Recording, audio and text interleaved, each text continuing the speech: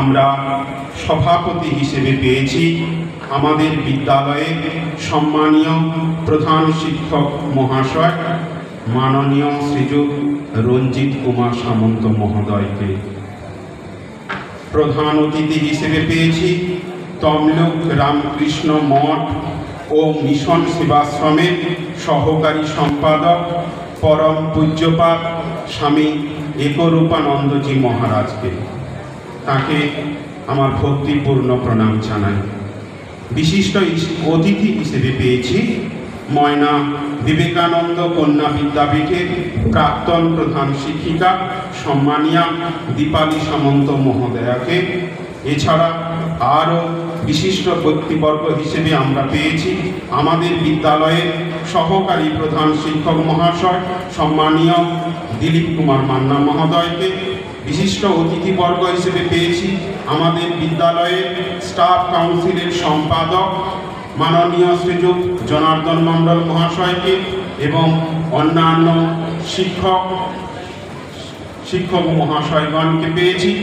আমার সামনে উপস্থিত আছেন বিদ্যালয়ে সম্মানীয় শিক্ষক শিক্ষিকা শিক্ষাকর্মীবৃন্দ, তাদেরকে যথাযোগ্য সম্মান জানাই। এখন আজকের অনুষ্ঠানের সভাপতিকে আমরা বরণ করে নেব। চন্দনের তিলকে বরণ করে নেবে বিদ্যালয়ের ছাত্রীরা।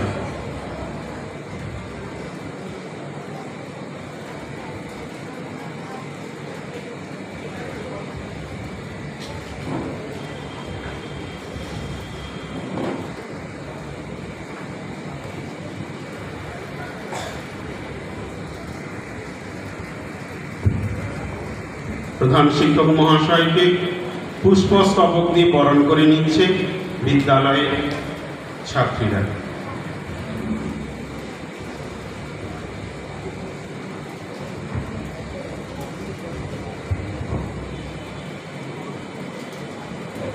আজকের অনুষ্ঠানে প্রধান অতিথি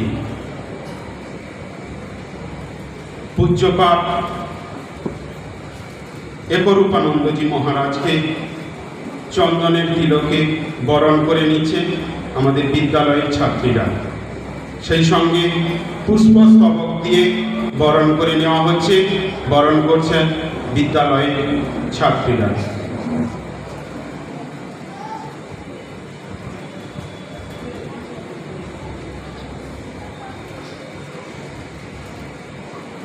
বিশিষ্ট অতিথি হিসেবে উপস্থিত আছেন ময়না বিবেকানন্দ কন্যা বিদ্যাপীঠের প্রাক্তন প্রধান শিক্ষিকা সম্মানীয়া দীপালি সামন্ত মহোদয়াকে।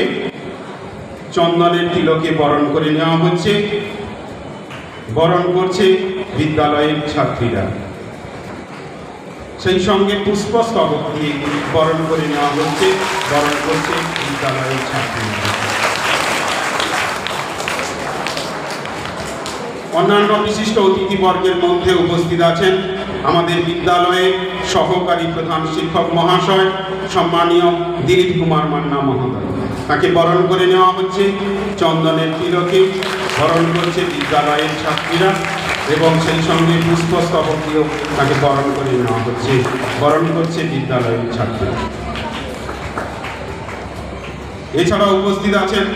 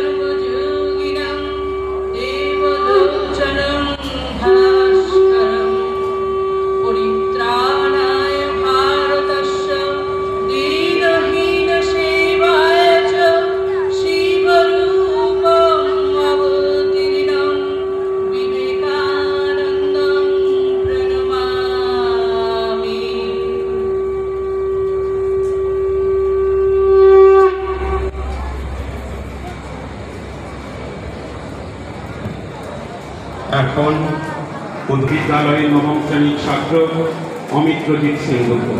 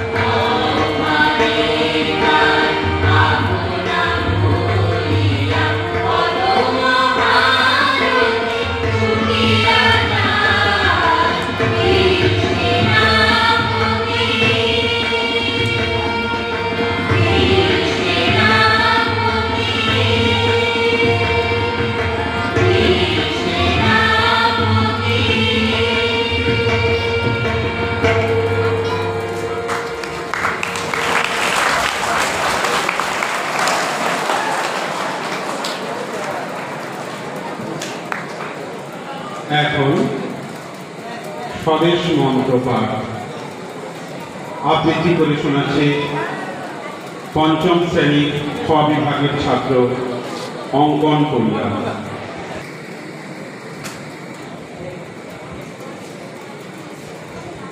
নমস্কার। স্বদেশ মন্ত্র লিখেছেন স্বামী বিবেকানন্দ।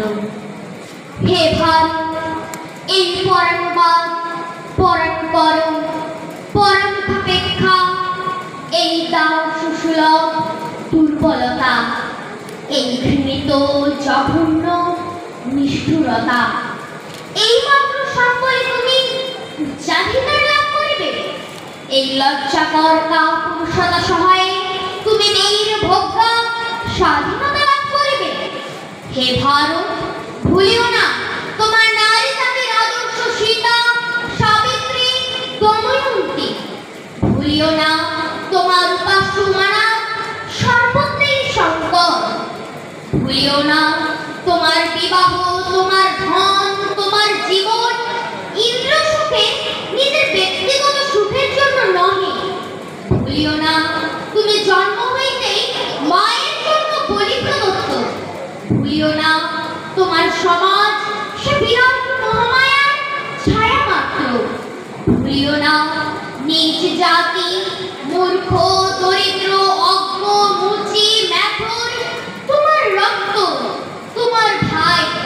হে বীর, সাহস অবলম্বন করো, সদর্পে বলো, আমি ভারতবাসী, ভারতবাসী আমার ভাই। বলো, মূর্খ ভারতবাসী, দরিদ্র ভারতবাসী, ব্রাহ্মণ ভারতবাসী, চণ্ডাল ভারতবাসী আমার ভাই। তুমিও কোটি মাত্র বস্ত্রাবৃত হইয়া সদর্পে ডাকিয়া বলো, ভারতবাসী আমার ভাই, ভারতবাসী আমার প্রাণ। ভারতের দেবদেবী আমার ঈশ্বর, ভারতের সমাজ আমার শিশুসজ্জা, আমার যৌবনের রূপবোধ, আমার পার্থক্যের বারাণসী। বলো ভাই, ভারতের মৃত্তিকা আমার স্বর্গ, ভারতের কল্যাণ আমার কল্যাণ। আর বলো দিনরাত, হে গৌরীনাথ, হে জগদম্বে, আমার মনুষ্যত্ব দাও। মা, আমার দুর্বলতা কাপুরুষতা দূর করো, আমার মানুষ করো। নমস্কার। সুভাই ঠাকুর শ্রী শ্রী রামকৃষ্ণ, জগৎজননী মা শারদা এবং আমাদের সবার প্রিয় স্বামীজির চরণে আমার শ্রদ্ধা ও প্রণাম জানাই। প্রণাম ও শ্রদ্ধা জানাই সাংস্কৃতিক জগতের আইকন আমাদের সবার বিশ্বকবি রবীন্দ্রনাথ ঠাকুরের চরণে। শ্রদ্ধা ও প্রণাম জানাবো আজকের এই অনুষ্ঠানে মধ্যমণি তথা প্রধান অতিথি স্বামী একরূপানন্দ মহারাজকে, যিনি রামকৃষ্ণ মঠ ও মিশন সেবাশ্রমের সহ সম্পাদক। শ্রদ্ধা প্রণাম জানাই আজকের এই অনুষ্ঠানের বিশেষ অতিথি আমাদের সবার প্রিয় আমাদের দিদি দীপালি সামন্ত মহোদয়াকে। তিনি প্রাক্তন প্রধান শিক্ষিকা ময়না বিবেকানন্দ কন্যা বিদ্যাপীঠ, সেই সঙ্গে মিশন থেকে আগ্রত আমাদের ছাত্র তথা আমার ভাইয়ের মতো। ওনাকেও আমার শ্রদ্ধা ও শুভেচ্ছা জানাই। শ্রদ্ধা ও শুভেচ্ছা জানাই আমাদের প্রাণপ্রিয় বিদ্যালয়ের সহকারী প্রধান শিক্ষক শ্রীযুক্ত দিলীপ কুমার মান্না মহোদয়কে এবং অন্যান্য শিক্ষক, শিক্ষিকা, শিক্ষাকর্মী সবাইকে আমার যথাস্থানে শ্রদ্ধা, শুভেচ্ছা ও অভিনন্দন। সবশেষে আমার সামনে আমাদের বিদ্যালয়ের অত্যন্ত প্রিয় ছাত্র এবং ছাত্রী, যারা আগামী দিনের আমাদের ছোট ছোট বিবেকানন্দ এবং সিস্টার নিবেদিতা। তো আজকে যে অনুষ্ঠানটা হচ্ছে একটু ব্যতিক্রমী অনুষ্ঠান। বিদ্যালয়ে সারা বছর ধরে যে অনুষ্ঠানগুলো হয়ে থাকে সেই অনুষ্ঠান থেকে একটু আলাদা। এই অনুষ্ঠানের গাম্ভীর্য এবং গুরুত্ব আমাদের জীবনে প্রত্যেক বছর অত্যন্ত গুরুত্বপূর্ণ আমার মনে হয়। আমরা জানি education is the best panacea all weapons. পৃথিবীতে যত অস্ত্র আছে সেই অস্ত্রের শ্রেষ্ঠ অস্ত্র হচ্ছে শিক্ষা। কয়েকশো বছর আগে আমাদের স্বামী বিবেকানন্দ তিনি অনুভব করেছিলেন সাধারণ মানুষের মধ্যে যে শিক্ষার প্রয়োজনীয়তা, শুধু প্রয়োজনীয়তা নয়, ওই শিক্ষার যে অবজেক্টিভ উদ্দেশ্য, সেই উদ্দেশ্যকে বলতে গিয়ে তিনি সারা বিশ্বকে পথ দেখিয়ে গেছেন একটি মাত্র সেন্টেন্সের মাধ্যমে। আমরা সবাই জানি education is the manifestation of perfection already in man. অর্থাৎ আপাময় সমস্ত জনসাধারণকে সাহায্য করে এই পারফেকশন পেতে হলে সবার যেটা জরুরি অগ্রাধিকার, সেটা হলো আমাদের সবাইকে শিক্ষিত হতে হবে, এডুকেটেড হতে হবে। কিন্তু কিভাবে আমরা এডুকেটেড হব, আমাদের কি ধরনের এডুকেশন দরকার, সেই পথটাও কিন্তু সারা বিশ্বকে আমাদের স্বামী বিবেকানন্দ দেখে দিয়ে গেছেন। তিনি বলেছেন যদি সত্যিকারের আমাদের এডুকেটেড হতে হয় তাহলে ভ্যালু বেসড এডুকেশনের মাধ্যমে আমাদের শিক্ষিত হতে হবে। এই ভ্যালু বেসড এডুকেশন হল মূল্যবোধ শিক্ষা, যা নিয়ে আজকে আমাদের এই আলোচনা, এই অনুষ্ঠান। মূল্যবোধ শিক্ষা, শিক্ষাই মূল্যবোধ। এই মূল্যবোধে বিভিন্ন ধরনের আমরা মূল্যবোধগুলো বিভিন্ন উপায়ে আমরা কিন্তু গ্রহণ করতে পারি। স্কুল, কলেজ, ইউনিভার্সিটি সর্বত্রই যে মূল্যবোধের কথা আমরা বলে থাকি সেই মূল্যবোধ হল মোরাল ভ্যালু বেসড এডুকেশন, নৈতিক মূল্যবোধ। সেই সঙ্গে আমরা স্পিরিচুয়াল ভ্যালু বেসড এডুকেশন, আধ্যাত্মিক যে মূল্যবোধ সেটাও আমরা গ্রহণ করতে পারি। Cultural value based education, school, college, university সর্বত্রই প্রত্যেক দিনই কিন্তু আমরা এই সাংস্কৃতিক মূল্যবোধ শিক্ষা গ্রহণ করে থাকি। রিলিজিয়াস ভ্যালু বেসড এডুকেশন, ধর্মীয় যে মূল্যবোধ, ঠাকুর দেবতা যাদেরকে সামনে রেখে আমরা প্রতিনিয়ত আমাদের মতো করে পুজো অর্চনা করি, সেই মূল্যবোধও আমরা প্রতিনিয়ত গ্রহণ করে থাকি। সেই সঙ্গে সোশ্যাল ভ্যালু বেসড এডুকেশন, সামাজিক যে মূল্যবোধ, স্কুল, কলেজ, ইউনিভার্সিটির বাইরে যে সমাজে আমরা বসবাস করি সেই সমাজ থেকেও কিন্তু এই নীতি শিক্ষাগুলো আমরা পেতে পারি। শুধু তাই নয়, তার সঙ্গে যে ট্র্যাডিশনাল ভ্যালু বেসড এডুকেশন, অর্থাৎ বংশ পরম্পরায় যুগ যুগ ধরে আমাদের দাদু ঠাকুমা, বাবা কাকিমা, দাদা দিদির হাত ধরে যে মূল্যবোধগুলো আমরা শিখছি প্রতিদিন, সেই মূল্যবোধকেও আমরা কিন্তু গ্রহণ করতে পারি।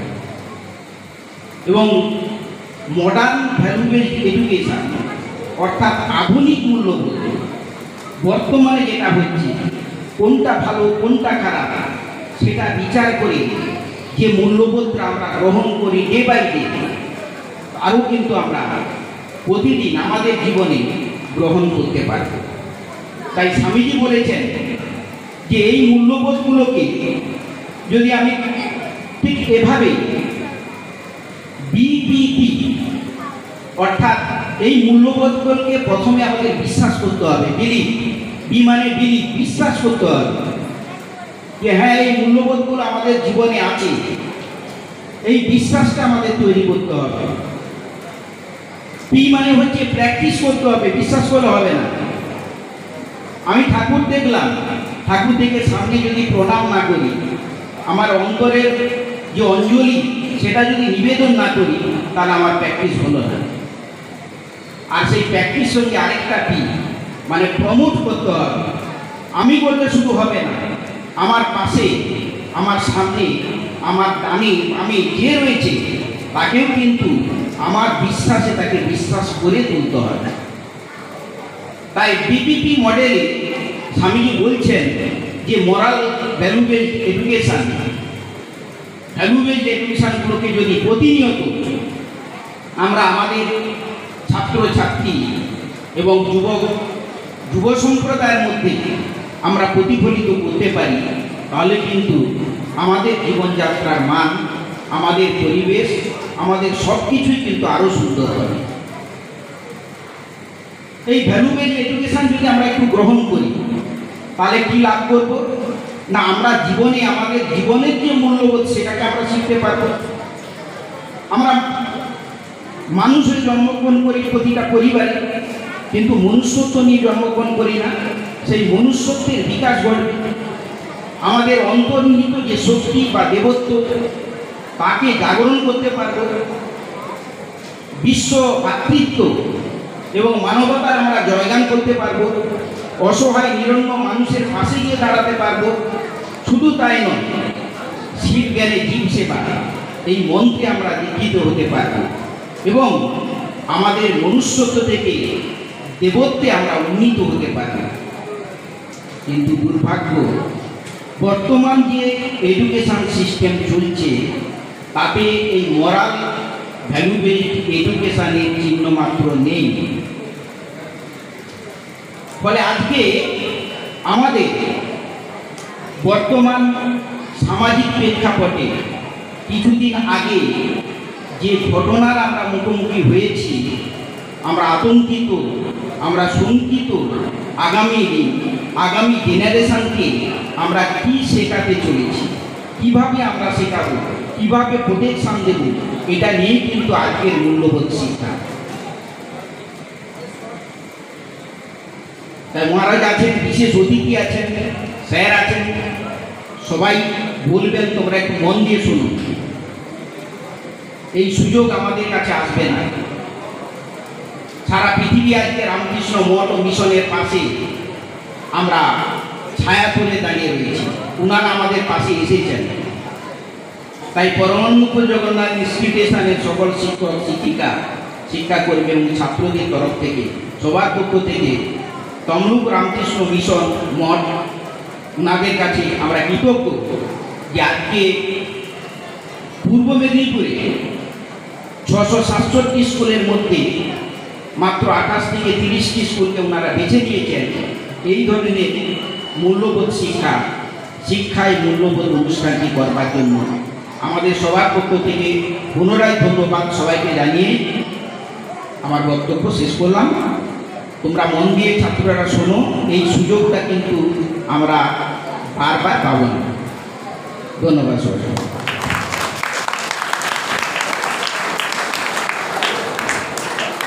স্যারকে অশেষ ধন্যবাদ। এখন স্বরচিত কবিতা আবৃত্তি করবে বিবেকানন্দ। যার কথা বলি মোরা যার পথে চলি, রামকৃষ্ণের শিষ্য তিনি, মোরা বিবেকানন্দ বলি। তার দেখানো পথই হলো যুবকদের পথ, সেই পথেই চলব মোরা, এই মোদের শপথ। নারীদেরকে সবাই যখন নিজ দৃষ্টিতে দেখেন, সমাজ সেবায় নরেন তাদের অনুপ্রাণিত করেন।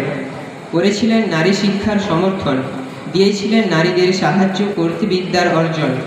যেই বয়সে সকল যুবক চাকরির খোঁজে থাকেন, সেই সময় বিবেকানন্দ ধর্মচর্চার দিক দেখেন। ধর্মের ভেদ ভুলে তিনি দিলেন জ্ঞানের শিক্ষা। সেই পথ অনুসরণে তৈরি হলেন অনেক শিষ্য শিষ্যা। নমস্কার।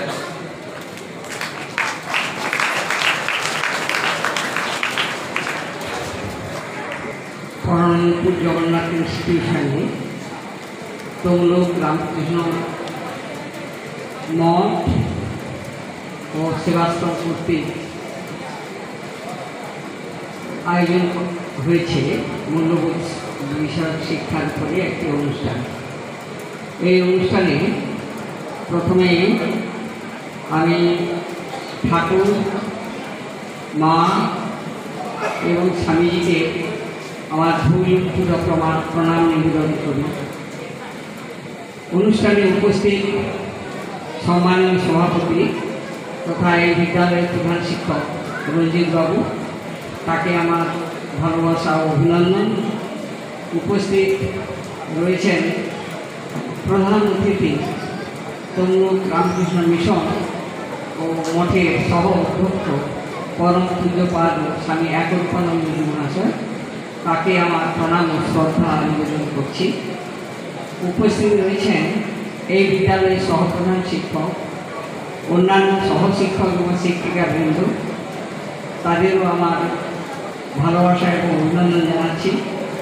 সামনে উপস্থিত রয়েছে আমার স্নেহের ছাত্রছাত্রীবৃন্দ, তোমাদের জন্য আমার স্নেহ ভালোবাসা জানি।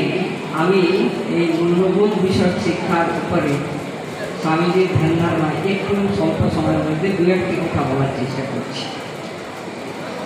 একটু আগে যখন আমি মঞ্চে আসছিলাম, একটু ছেলেরা চোখ করে শুনবে, একটু মঞ্চে আসছিলাম, তখন মায়ের মন্দিরে যখন প্রণাম করতে গেলাম, দেখছি তোমাদের একদল ছেলে মন্দিরে বসে আছে। আমি জিজ্ঞাসা করলাম, কি রে তোরা কি রঞ্জিত স্মৃতি সেই টুর্নামেন্টের খেলোয়াড় সব? না, হ্যাঁ। তারা মন্দিরে গেছে, আজকে ফাঁক পেয়েছে, মায়ের কাছে প্রার্থনা করছে, চেয়ে নিচ্ছে যে তাদের শক্তি দিতে হবে যাতে তারা এই টুর্নামেন্টে জিততে পারে। ব্যাপারটা কী দাঁড়ালো তাহলে? আমি একটু অবাকই হয়েছি তাদের দেখে। কিন্তু দেখো, ব্যাপারটা হয় কি, আমাদের মধ্যে একটা সময় মানসিকতা তৈরি হয় যে দেব দেবীর কাছে যাওয়ার জন্য, তার জন্য কিন্তু একটা শক্ত মানসিকতা লাগে, মানসিক দৃঢ়তা, যেটাতে আমাদের একটা সৎ চিন্তা এবং সদ্ভাবনা কাজ করে। সেই জন্যই তারা গেছে। আমারও ভালো লেগেছে। কেন? তারা তাদের ইচ্ছা শক্তিকে জাগিয়ে তুলবে মায়ের কাছে প্রার্থনা করে। সেই রকম এই যে ঠাকুর, মা, স্বামীজি, এদের যত আমরা এদের সম্পর্কে ধ্যান ধারণা বাড়াবো, যতই আমরা পড়াশুনো করব, এদের জীবনকে যতই আমরা চর্চা করব, আমাদের মূল্যবোধ বিষয়ক শিক্ষা অনেক বেশি শক্ত হবে, দৃঢ় ভিত্তিভূমি পাবে। কেন? এদের এই যে তিনজন, এদের মধ্যে নেতিবাচক কিছু ছিল না, সমস্ত কিছু ইতিবাচক। ঠাকুর কখনো মিথ্যা বলেননি, সব কিছুই সত্য, তার তিনি দৃষ্টান্ত সত্য।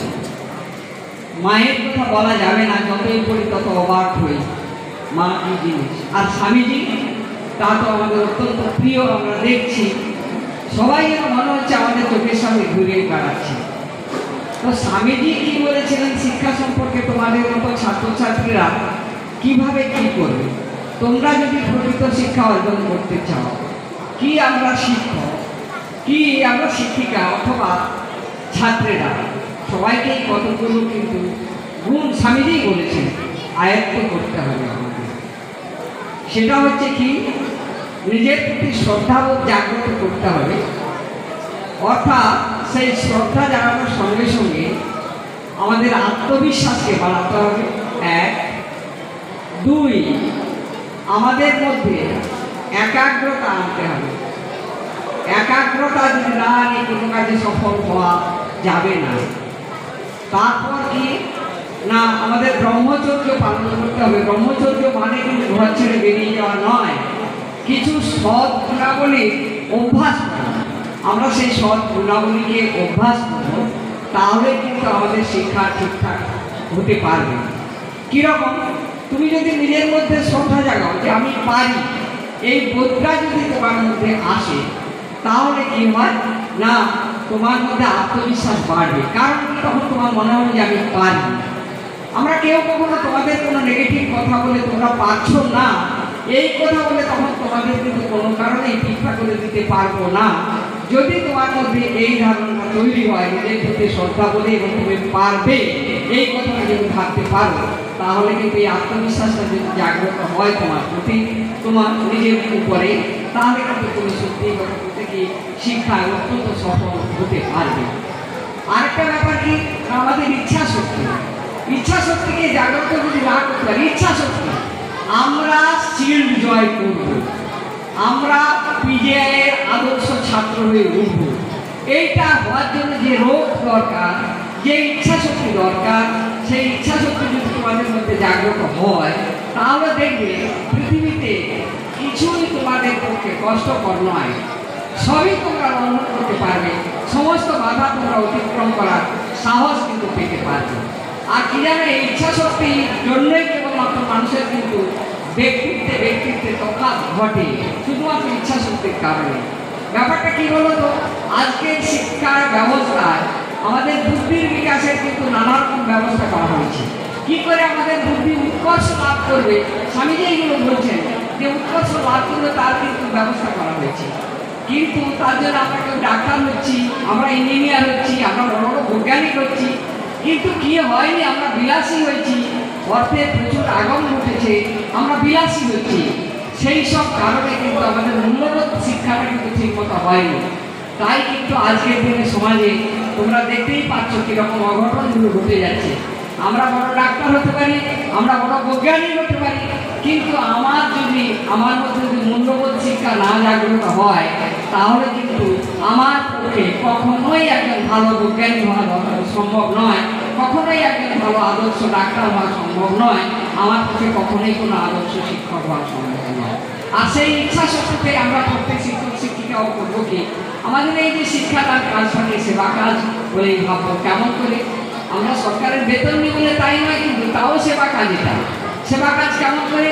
আমি স্বার্থশূন্যভাবে কিন্তু আমি ছাত্রদের শেখাবো, তাহলে সেটাই হয়ে যায় কিন্তু আমার সেবা কাজ। তাই আমরা যে এখানেই থাকি না কেন, এভাবেই আমরা কিন্তু করতে পারি, সেবা কাজ করতে পারি। কাজটাকে যদি নিঃস্বার্থভাবে আমরা পালন করতে পারি, তাহলে কিন্তু সেবা কাজ আমাদের হতে পারে। এরপর আমি বলেছিলাম একাগ্রতা, তোমাদের তো একাগ্র হতেই হবে।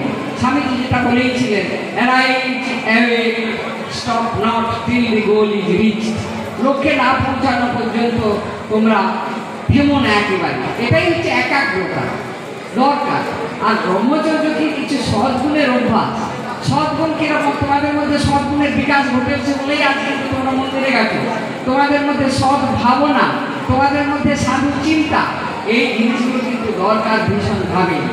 আর দেখেছ নিশ্চয়ই, আর এই তফাৎগুলোর জন্যই কিন্তু আমরা মানুষ কখনো যোগী বা ঋষি হতে পারে, ঋষি সাধুর মধ্যে যে সৎ গুণের বিকাশ ঘটে সেটা আমাদের মধ্যে হতে পারে না, হতে পারছি না, তার জন্যই কিন্তু। তাই আমরা এখন ভাববো যে তোমরা প্রত্যেকেই আজ থেকে স্বামীজি যে কথা বলেছেন, এই চারটি গুণকে লালন করতে বলেছেন, তোমরা এইগুলিকে লালন করো। ভালো জিনিসের দিকে আমাদের মন সহজে যায় না, আমরা ইচ্ছা শক্তিকে ভালো জিনিসের জন্য দেবো, খারাপ জিনিসের জন্য নয়। তুমি যখন মোবাইলটা নিয়ে ঘোরো, মোবাইলটা নিয়ে রাস্তায় বসে থাকো, এটার জন্য কিন্তু তোমাকে কেউ বলে না, কিন্তু মোবাইলটাকে যদি ঠিকভাবে ব্যবহার করতে হয়, তার জন্যই দরকার কিন্তু নৈতিক মূল্যবোধ, নৈতিক মূল্য শিক্ষা, সেজন্যই কিন্তু তোমার দরকার। হ্যাঁ, সেটা তোমাদের ভীষণ রকম প্রয়োজন। তাই তোমাদের কাছে আমার আজকে একটাই কথা বলা থাকবে যে তোমরা অন্তত ভালো কাজের জন্য তোমরা তোমাদের রোগ থাকো, তোমরা এগিয়ে যাবে তাহলে, এবং এই বিদ্যালয়ে তোমরা আদর্শ শিক্ষক মানে আদর্শ শিক্ষার্থী হয়ে ওঠো, এই বিদ্যালয়কে ভালোবাসো, তোমরা আগামী দিনে সর্বত্র জয়ী হও, এই কামনা করে স্বামীজি ঠাকুর মা এবং স্বামীজির কাছে তোমাদের তাদের কৃপা তোমাদের উপর বর্ষিত হোক, এই কামনা করে আমার কথা শেষ।